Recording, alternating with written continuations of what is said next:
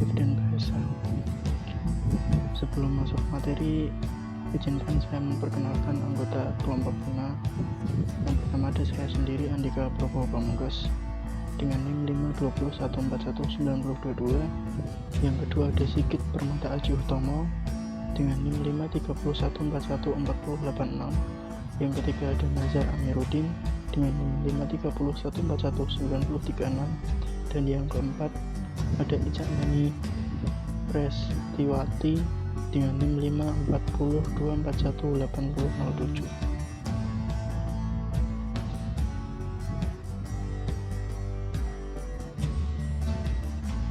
Perkembangan kognitif adalah perkembangan yang mengacu kepada pola pikir anak. Tahap perkembangan kognitif ini memiliki beberapa tahapan yang ditentukan dengan usia manusia atau usia anak tersebut. Yang pertama ada tahap sensori motorik. Pada tahap ini biasanya terjadi di usia balita kisaran 1-7 tahun. Di dalamnya terdapat banyak tahapan seperti refleks sederhana, ditandai dengan refleks sederhana seperti tendangan kecil pada bayi yang baru lahir. Yang kedua ada tahap operasional konkret. Tahap ini di mana anak dapat mengoperasikan berbagai logika namun masih konkret. Tahapan ini biasanya ditemukan pada anak usia 7-11 tahun, di mana contohnya adalah anak sudah dapat membedakan atau mengklasifikasikan sesuatu. Contohnya seperti mengerutkan angka dari yang terkecil hingga yang terbesar. Yang ketiga ada tahapan operasional formal. Biasanya ditemukan pada usia anak kisaran 7-15 tahun. Di tahapan ini anak lebih memiliki pemikiran yang berkembang, di mana mereka sudah dapat memecahkan suatu masalah dengan perencanaan yang matang. Saya lanjutkan. Sebelumnya perkenalkan, nama saya Sigit Permata Aji Utomo, nomor NIM 53014141086. Kita membahas tentang perkembangan kognitif dan bahasa. Dalam perkembangan seorang anak terkadang jadi masalah yang muncul, problematika yang muncul. Nah, pada slide ini kita bahas tentang perkembangan kognitif pada anak autis atau berkebutuhan khusus. Anak autis itu sendiri menurut saya adalah anak yang luar biasa, anak yang unik, yang membutuhkan penanganan khusus. Autis adalah gangguan perkembangan pervasif pada anak yang ditandai dengan adanya gangguan keterlambatan dalam bidang kognitif, bahasa, perilaku, komunikasi, dan interaksi sosial. Kata autis sendiri berasal dari bahasa Yunani, yaitu auto, yang berarti seorang anak itu berada di dunianya sendiri atau merasa berada di dunia sendiri, yang menyebabkan anak tersebut sulit menerima atau sering mengacukan suara, penglihatan, ataupun kejadian yang melibatkan mereka. Nah, anak autis ini harus tetap mendapatkan pendidikan yang seperti anak agar mereka bisa berkembang. Nah, permasalahan pada anak autis kita bisa lihat di bawah ini. Salah satunya adalah refleks balita yang kurangnya rangsangan dari luar menyebabkan balita akan kurang aktif dalam merefleks sesuatu. Yang kedua adalah perkembangan terlambat. Berbeda dengan anak normal, anak autis atau berkebutuhan khusus mengalami perkembangan yang terhambat karena disebutkan tadi mereka seperti berada di dunia sendiri. Komunikasi yang kurang. Anak autis susah diajak komunikasi karena mereka asik dalam dunianya sendiri. Nah, anak autis tersebut membutuhkan perlakuan khusus. Mereka membutuhkan perlakuan khusus. Anak autis cenderung membutuhkan perlakuan dan perhatian khusus karena mereka memiliki pemikiran yang terlambat. Nah, karena masalah-masalah itu kurang sulit berkomunikasi, membutuhkan perlakuan khusus, mereka otomatis membutuhkan sekolah khusus. kenapa mereka harus sekolah. Walaupun mereka memiliki keterlambatan secara psikis atau anak autis tetap membutuhkan pendidikan agar pola pemikiran mereka berkembang.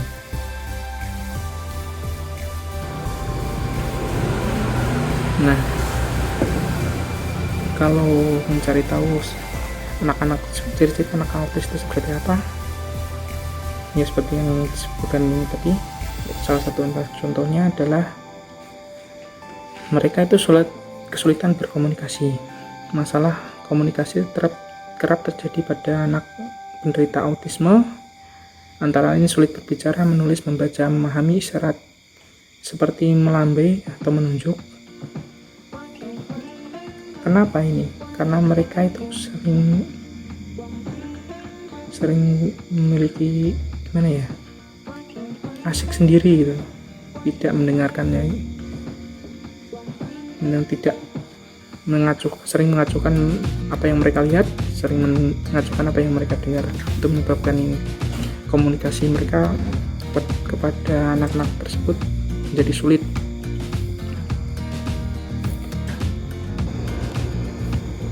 Tak jarang anak autisme mengucapkan satu kata yang berulang atau beberapa waktu lalu mereka dengar, sering mengulang-ulang gitu.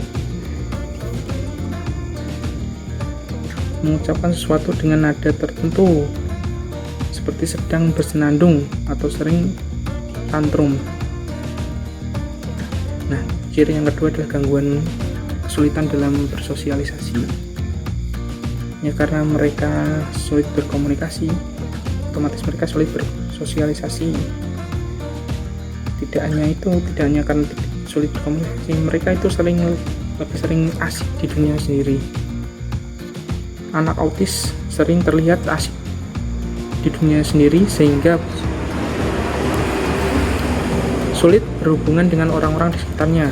Terkadang anak autisme juga terlihat kurang responsif atau sensitif terhadap perasaan sendiri dan orang lain. Oleh karena itu, anak autis biasanya tidak mudah berteman, bermain, dan berbagi mainan dengan teman, atau fokus terhadap suatu objek atau mata pelajaran di sekolah. Mereka susah untuk berfokus. Yang ketiga, ciri-cirinya adalah gangguan perilaku. Perilaku anak autis itu seperti apa? Contohnya adalah mereka sering menangis, marah, atau tertawa tanpa alasan jelas, menyukai sesuatu atau mengonsumsi makanan tertentu, dan hanya makanan itu yang mereka sukai. Biasanya kalau dikasih yang lain tidak mau. Melakukan tindakan-tindakan atau gerakan tertentu secara berulang-ulang, seperti mengayunkan tangan, muter-muter badan, diulang-ulang terus gitu. Hanya menyukai objek tertentu.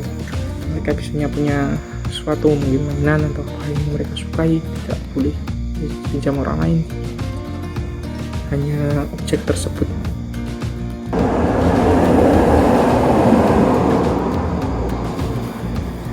Nah, selanjutnya perilaku anak autis salah satunya adalah melakukan aktivitas yang membahayakan dirinya sendiri, seperti menggigit tangan dengan kencang atau membenturkan kepala dinding. Nah, itu berarti cukup berbahaya ya, harus tetap diawasi. Memiliki bahasa atau gerakan tubuh yang cenderung kaku. Yang terakhir adalah sulit tidur. Itu adalah merupakan contoh-contoh sifat atau gangguan perilaku anak yang autis. Nah, untuk menangani anak-anak yang autis tersebut ada beberapa solusi yang dapat digunakan untuk menangani mereka. Salah satunya adalah terapi. Ada beberapa jenis terapi yang dapat dilakukan pada anak yang autis, anak-anak autis ini. Salah satunya adalah terapi bermain, terapi bicara, terapi tingkah laku, dan lain-lain. Kedua adalah jangan dikucilkan. Anak-anak autis ini tidak boleh dikucilkan, harus tetap diajak bicara, diajak berinteraksi ya pokoknya. Yang ketiga adalah obat-obatan. Obat-obatan ini bukan untuk mengobati autis ini sendiri. Autis itu lebih ke terapi. Obat-obatan ini adalah untuk meringankan gejala seperti agresi, hiperaktif, terkadang yang terkadang muncul pada anak-anak autis. Nah, tips untuk berkomunikasi dengan anak autis. Seperti yang kita tahu tadi, anak autis tidak boleh dikucilkan.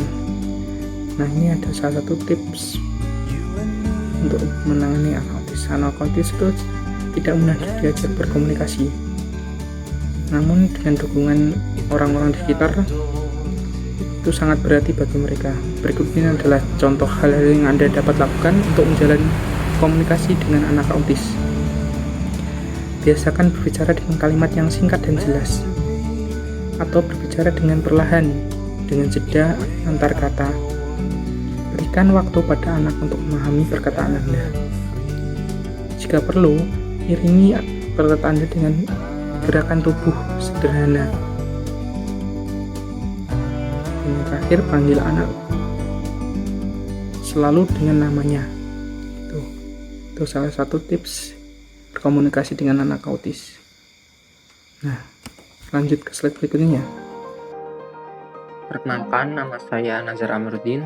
Saya di sini akan melanjutkan presentasi dari teman kelompok saya. Perkembangan bahasa. Yang dimaksud perkembangan bahasa di sini adalah perkembangan balita dalam mengenal bahasa dan pengucapan.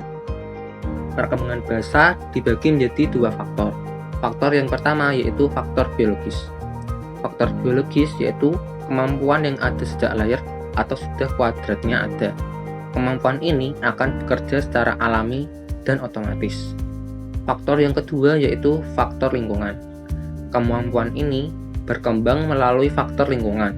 Semakin banyak bahasa dalam lingkungan, maka akan semakin besar kemampuan yang didapat dan sebaliknya. Yang berikutnya yaitu perkembangan balita dalam berbicara. Setiap balita atau individu memiliki kemampuan yang berbeda. Setiap balita atau individu akan memiliki perbedaan dalam perkembangannya, termasuk perkembangan bahasa, di mana individu ini sangat pandai dalam berbahasa dan individu lain tidak. Hal ini adalah cerminan dari faktor biologis yang membuat setiap individu memiliki kemampuannya masing-masing. Selanjutnya ada banyak solusi untuk mengembangkan kemampuan berbahasa. Salah satunya adalah meningkatkan kemampuan berbahasa pada balita dengan cara merangsang bahasa dengan cara mengajaknya berbicara sejak balita. Selain itu, faktor lingkungan akan berperan di sini. Mengapa? Karena semakin banyak bahasa yang ada di sekitar lingkungannya, maka akan semakin baik bahasa yang akan dia pelajari. Karena itu, berikan banyak rangsangan bahasa kepada balita agar nantinya ia mampu memiliki kemampuan berbahasa yang cukup, yang mananya itu akan berperan sangat penting pada kehidupannya, baik mulai dari masa kecil hingga ia menuju masa dewasa.